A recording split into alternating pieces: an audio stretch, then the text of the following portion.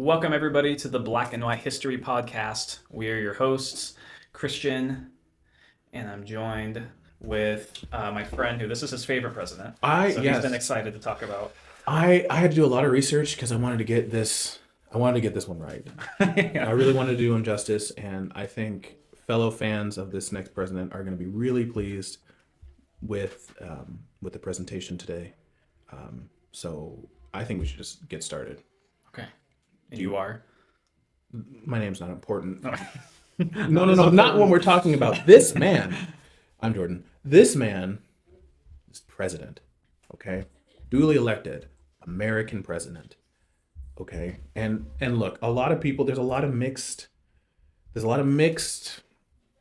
feelings about him. Somewhat controversial figure. But I think really history has done him justice. This is President William Henry Harrison. He's elected in 1941. Nope, 100 years earlier, 1841.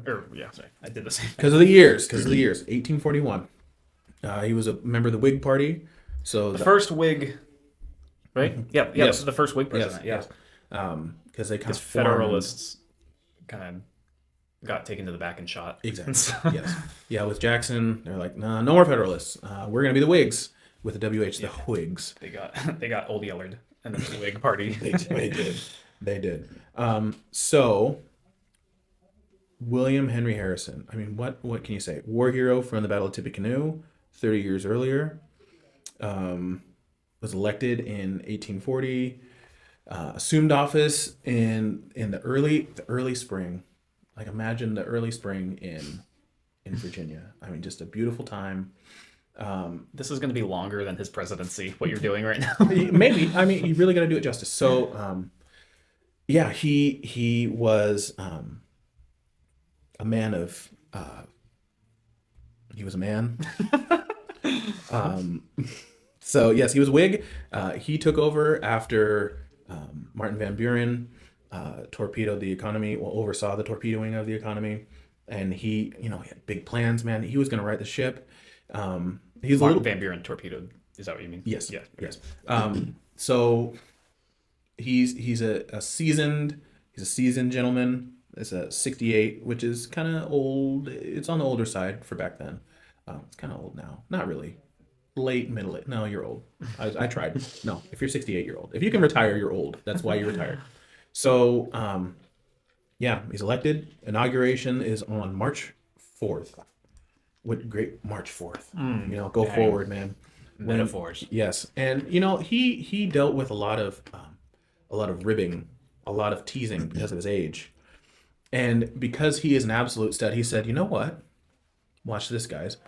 Now, we think of springtime as warm, as nice and temperate and comfortable.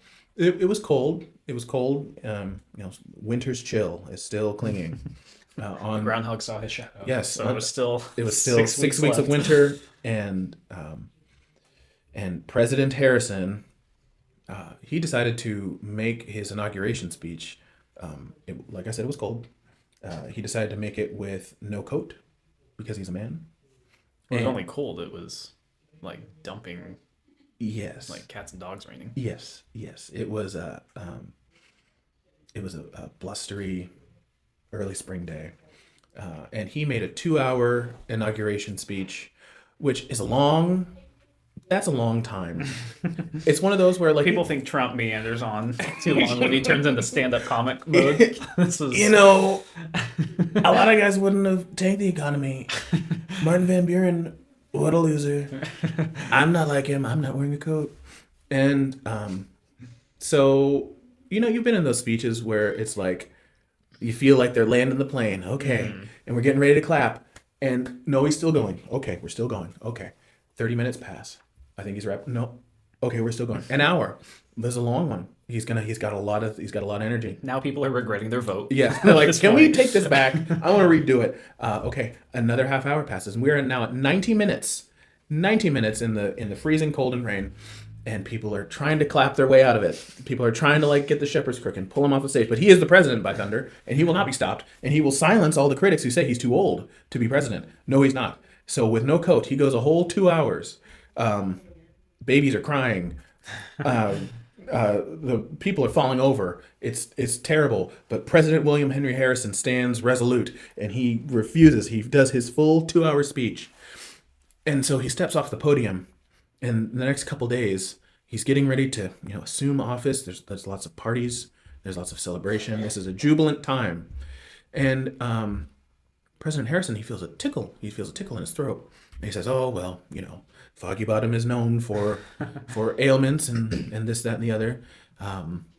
It will pass. I'm a strong man, and I am president, so I have lots of work to do." So he take a cup of tea, a strong cup of tea, and he goes to bed. And then he wakes up the next day, and he still has a tickle in his throat.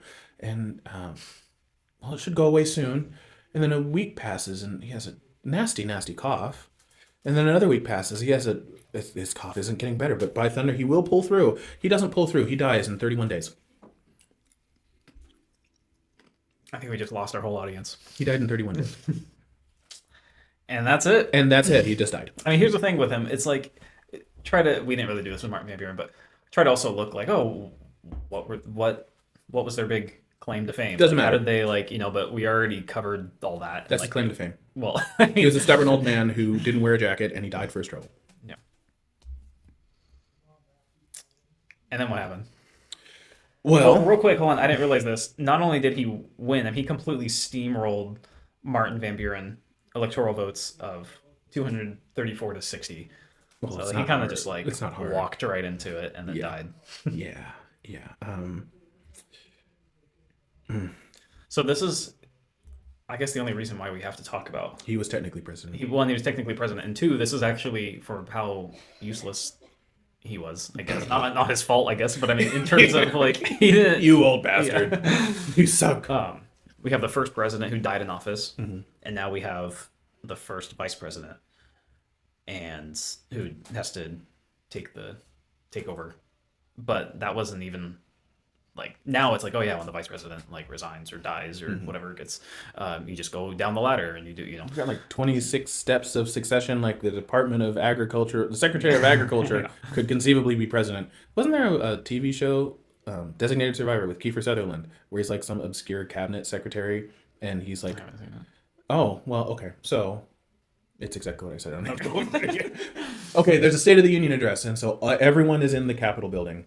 But there's always one cabinet secretary who is not there because of the line of succession. So if there was some catastrophe, like some earthquake or missile strike, that hits the Capitol building and kills the president, vice president, the chairman of the Joint Chiefs, the Secretary of Defense, everyone, there's one person who is in a secure location who will then become president, and he's called the designated survivor. Is that an elected? No, because it's cabinet. It's a cabinet position. Oh, okay. So, and I think who they pick is just random. Okay, I was gonna say I've never even heard of whoever that would be. Yeah, I mean, so conceivably, Pete Buttigieg could have been president. Oh man, he could have been president. So yeah. So John Tyler. What a treat! He didn't have to do any of the election work. I mean, he did some. He was helping. But he's hey, I'm just gonna coast. Maybe I'll be president. Every vice president kind of turns into the president. It's kind of the next thing. I'm waiting for that promotion. And hey, by the way, Billy died. So what do we do? And not even you're president now. William Henry Harrison died. What do we do? Right. Yeah. Do we have another election? It seems like we should have another election. Well, that's going to take a long time. We have to have a primary. We're going to functionally have no president for several months at least. It's crazy that was just never. We kind of take that for granted now, I guess, because it's didn't think of it. We didn't even think of it. Didn't think about it. And it's kind of course, at some point, a president was going to die in office. I mean, it's I don't know why it took up to, was he number 9? Yeah, mm-hmm. So 9 presidents and multiple 4-year terms mm-hmm. even added onto that. Mm-hmm. But yeah, this is kind of in the era still where you would have. Your vice president is of the other party mm-hmm. to try because things are especially now are really starting to heat up mm-hmm. more with there's a civil war brewing. Yes. And so if you want to try to get elected, you don't want to just you don't do like a Trump and JD Vance or like I can rely on this guy. Yeah. Like he's got my back. No, you want to kind of almost choose the enemy who's just like willing to just like neither of them want the country to split. At least that's the one thing you can agree on. Yes. We should still have a country. But you have John Tyler is almost even an outlier with that because not only is he a Democrat, he's not the Whig Party, but he's also already flipped on both parties before this point. So I don't even know how he got in there. I think it's just kind of like he's like a kind of inoffensive like opposition, very safe, I guess. Like, well, he's made friends with both parties, so he can probably. It's sort of like a Tulsi Gabbard type thing. Yeah, where she was a Democrat, now she's a Republican. And we can count. Yeah, sure. I get. Oh, now she's more polarizing. I'm trying to think of I don't know.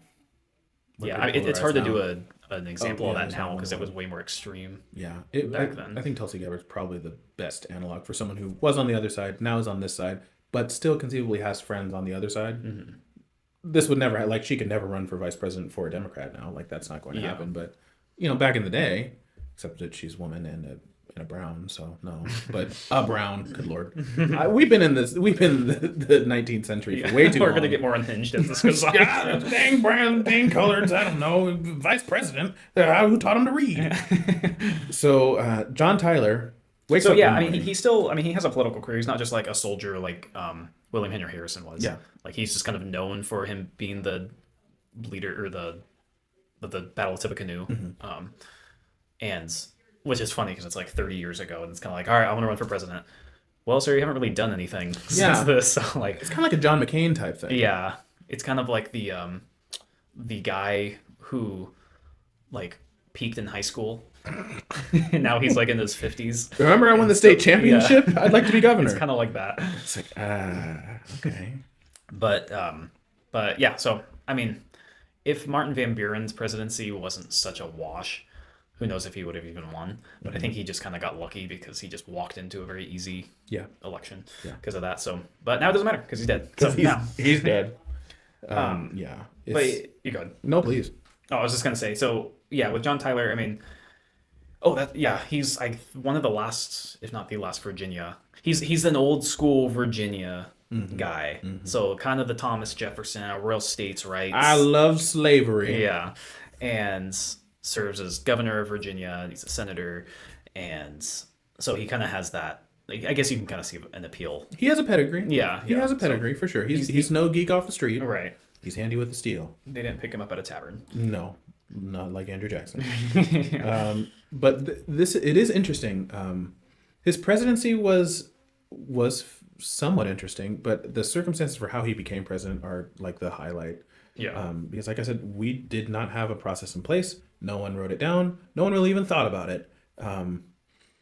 What happens when the president dies? And I'm sure, again, like we're running out of situations where what do we do? This isn't written down. We have no precedent for this. We're kind of running out of situations at this point. We've been a country for almost, at this point, almost 80 years. So, those situations kind of got worked out in the early presidencies. But this one was very unique. And so Tyler just sort of said, I'm vice president. I'm naturally going to just be the president. We don't need an election. I'm just going to assume office. Which is fair. If you're in that position, it's like, yeah. Oh, he picked me the vice president. He's dead. I want to be the president. Yeah. What is vice president? Second in, the president's right-hand man. It makes sense. And it does. But again, like we saw in 2024, like you can't just put someone. Are we outing ourselves as? Well, being on the right. Well, if you couldn't figure it out, I don't know. You can't just put someone who was in proximity to the president, no matter how close in proximity. You can't just substitute these people in. It doesn't. Right. Like it just doesn't work. Because even people who might be on your ideological side or vote for your party may not like you. We may want someone else from the Democratic Party to actually be. If we're going to have a president, if we're going to have another go at this, I want that guy, not you. Yeah. For various reasons. So on the one hand, it's a very clear success. It makes sense. It's logical. And honestly, it probably would have been way worse to not have a president for however long months. Yeah. While we got this sorted out, like that's not going to work. But on the other hand, like, we're supposed to vote for the president. We did not vote for you to be president. You can't be president. Like, well, I just did it. What are you gonna do? Yeah. And everyone was like, well, all right. Like, sure, fine, I guess. Yeah, I mean, I guess he kind of also legitimized the vice presidency just by accident. Yeah. Because of that. Because before it was, a lot of time, and I think the position's gotten a lot stronger even in recent, like within the last like couple decades even. But before John Tyler, I mean, it's, we know John Adams, like, so this is the worst position. Him being vice president to George Washington was just like, it almost was just created because they're just like, well, we need it. So they like didn't really do anything except for just to break a tie. Yeah, he's a tiebreaker. That's it. He presides over the Senate. He's a glorified secretary. So it kind of legitimate. Not only made it, I guess, with the outcome of him stepping in, it also kind of made like, oh, okay, I guess maybe we should actually know who the vice president is going to be now if this is going to be a thing. Yeah, and he shouldn't be a member of the opposition party if we're without another election, like. Because now we've set the precedent of like, if I'm your vice president, I can just arrange for you to be killed, and now I'm president. We don't have to go through a whole election. It's way easier to pretend to be friends with you and then kill you than to run a whole campaign. Like, I'd rather do that 100 times. So yeah. I guess Lincoln might have been in like the last one. I don't know who Ulysses S. Grant's vice president was, but I don't know. That's to be continued. To be continued, yes. So he becomes president. And he kind of pissed everybody off. With him being like I said, he was like a Virginian, so he kind of like that those Democrat kind of feelings, but then also like joined the Whig Party because whatever, and you can give a pass. I mean, it's a new party. Sure. Things are changing. You don't want to be like, you changed your mind 30 years ago. Like you're, it's like people do change. Life changes. Like whatever. But him changing from a Whig, first like, I guess, Democrat, to then a Whig, to then back to a Democrat was within the span of like a decade. Yeah, that's a really like. It's like, you may just be a snake. Yeah, you may just be politically expedient. And with him now being president, it's like, okay, well, what are you going to do now? And obviously, we're still in the middle of the whole U.S. economy falling apart. Yes. From Martin Van Buren. Yeah, we're kind of on the tail end of it, but it still sucks. Yeah. It still sucks real bad. Well, I just remember that there was the Whig Party had a, like, I don't know if it was like something to address to help kind of further lift, and he just lift the U.S. economy up, and he just like vetoed it. Yeah, so twice. So that's basically because the lack of a centralized bank, that could do monetary policy, like mess with interest rates and print their own money and centralize the currency. The lack of that is a big part of why the Panic of 1837 continued to get so bad. And so the Whigs were like, okay, put in a central bank. Like if Jackson can, that's what it was, if Jackson can repeal it, then we can put it back in. And then the Democrat gets in. They're like, sweet, we're gonna do it. We're gonna save the country. And then he dies. And then they're like, okay, so you're gonna do it, right? You're gonna do it. And he's like, absolutely not. I'm absolutely not gonna do that at all. And they're like, well, then we're not gonna be friends again. We're not gonna be friends anymore. He's like, I don't care. I don't want any of you. And so they all resign except for Daniel Webster. Yeah, it's true. Yeah, I forgot to mention that. Yeah, his the whole cabinet just protested and left him. So, which good on them. Which and then you'd think like, okay, well, at least he's a Democrat, whatever. Whigs are gonna throw a hissy fit. At least he has a Democrat side, but they were already pissed off because of how untrustworthy he is and how much of a kind of a snake oil salesman he is. With how he politicked his way through.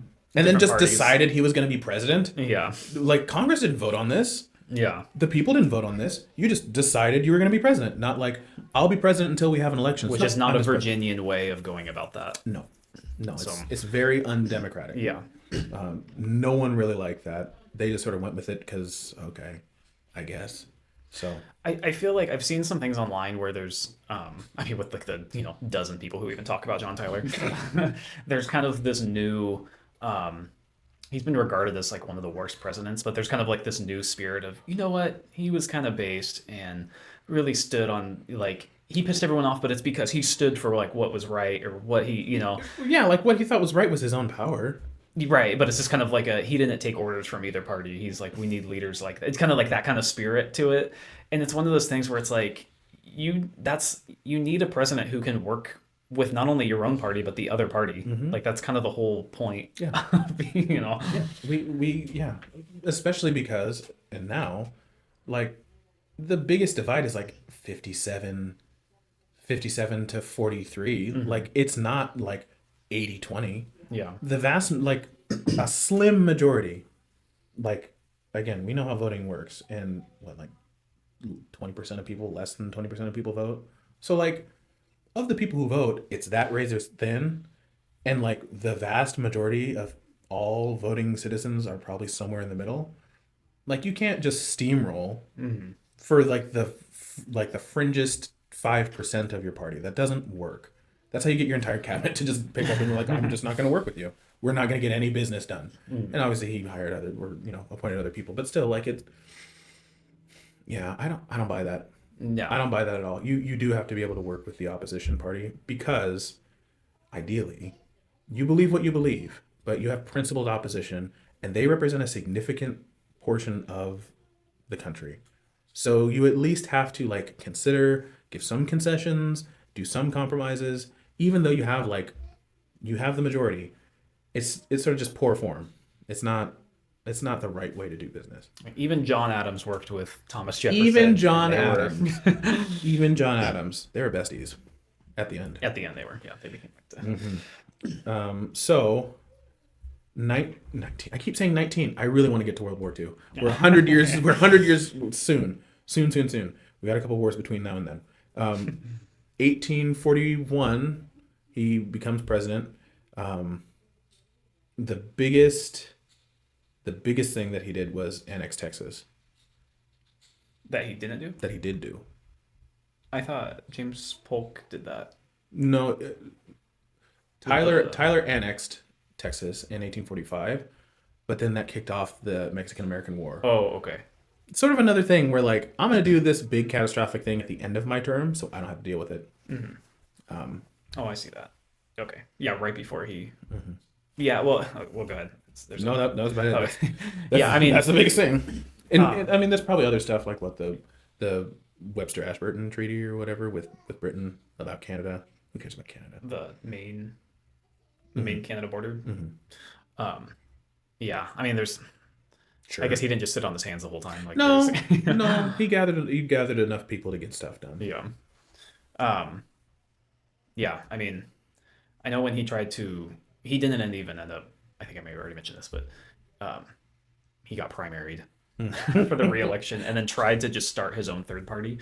And I guess this was probably the start where, and maybe Andrew Jackson kind of, because before like, George Washington and like the first like handful of guys, there's like 3 or 4 different people like running for president. And they all kind of like do pretty well. Yeah. So we kind of are now like in an actual 2-party system now. I think Jackson kind of, whether by accident or not, it just kind of naturally got more divided and just pick the best 2 and let's just go with it.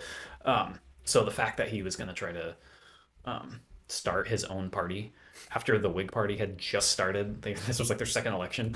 And he torpedoed their election. Yeah. Like they won and their guy died. Yeah, and plus it's like you've already like pissed everyone off. What are you expecting to happen now? I don't know. I mean, you have to be a little bit delusional to be president. I think just like a little bit, just because it's just it's such a crazy normal people thing. Aren't president. Normal people, no. It's the crazy people become president. Yeah. Crazy people on both sides, on all sides.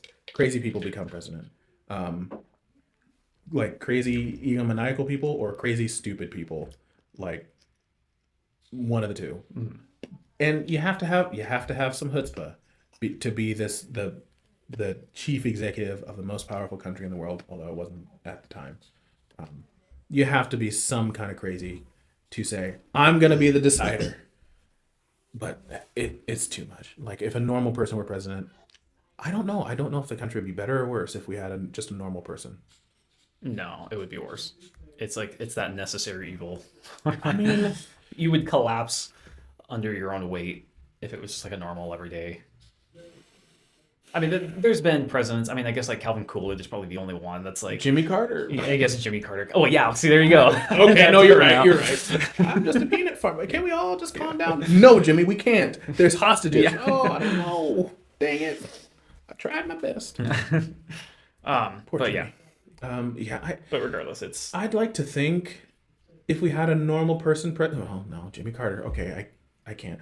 I'd like to think normal people run for mayor. Mm-hmm. They run for city council. They run for jobs that don't have any meaning or impact. They run for positions where their friends vote them in. Basically. I mean, yeah. And you know what? That's why I like local and even state government, because like these are reasonably normal-ish people. Like they're exceptional in their regions, like notable in their regions for whatever reason. That's okay. But like someone from Washington being popular in Louisiana, like I've never been to Louisiana. Yeah. Well, how can I expect to understand them or them to understand me? Or like you have to either lie to them and be like, I totally understand the problems you go through. Hurricanes suck, don't they? We have rain all the time. Like that's not the same at all. Or Oklahoma, like I hate the wind, don't you? Like it's not. There's not even close. But like within 50 miles of me, I could probably say to someone in Tukwila and someone in Vancouver, like, hey, we've got pretty much the same issues going on here, right? Like, roads suck, don't they? We fix those. Volcano, crazy thing, right? So, yeah, national level politics with hundreds of millions of people, it's too much. It's too much. And that's why Papa Washington said, don't do parties. Don't do parties. Yeah. It gets weird. Yeah. And it has gotten weird. It's already weird. We're not even 100 years in and it's weird. So, yeah. He annexed Texas, which opened it up to becoming a slave state. But first we have to take Texas. Yeah, okay. Because it's actually Mexico. Yeah. Which is Polk's problem. Mm-hmm. So, yeah. There's not much more to say about Tyler, I don't think. Yeah, I mean, I think he's kind of someone, maybe I would rank him now lower. I would probably rank him as the worst president at this point. I think he's actually, Martin Van Buren was kind of like a failure, but John Tyler's kind of a traitor. Because well, he supported the Confederacy. Yeah, he did. Right before he died. He definitely did. And so he would have been pro Jefferson Davis. Yeah. And everything. Yeah. So he was. I mean, you can't say he was pro slavery. I didn't see anything where he was pro slavery. However, if you move to create a state that will be a slave state, yeah, you probably are pro slavery. Well, yeah, and so close to him dying, and he still wanted to use his influence to support the Confederate. Yeah, he probably liked slaves. Yeah, he probably liked slaves. It's like you could have just sat this one out. John, why don't you just hush? Yeah. No. I like slaves. Oh well. I guess that's about it. That's about it. The two stinkers. Yeah. 3 stinkers right in a row. Oh, we're not done yet. Oh, no. So yeah, I guess the most important part of his presidency isn't even has much to do with him. It just has to do with the fact that William Henry Harrison died. Mm-hmm. So now we kind of know we have a more established position for the vice president. Yes. And everything else kind of goes down the drain, basically. Yeah. Now, do we roll right into Polk?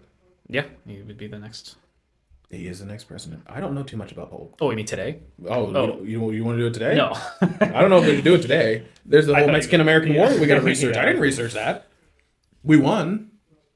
I know we won, and I know Guadalupe Hidalgo. Grant was a soldier in it. He was, and someone else too. And Polk ran as well. Okay, let's not get. No, cut that. Cut all that. Okay. Yeah. Stinkers. 3 stinkers in a row. Yeah. 3 strikes, you're out. No, we're going back. We have many strikes left. We're going back to Britain. Yeah. Any parting words about? I mean, I think I kind of buried them enough. Already. Yeah, there's not much more to say.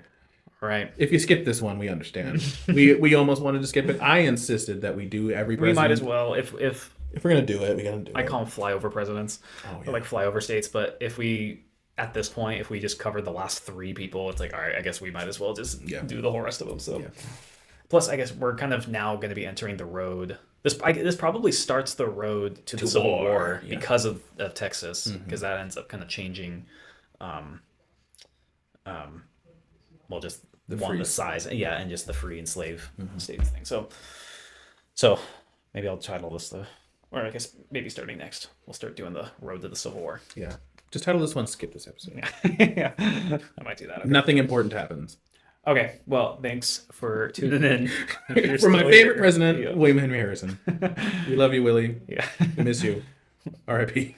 Well, I'll see you in Valhalla. Oh, no. No. Oh, no. All right. Bye.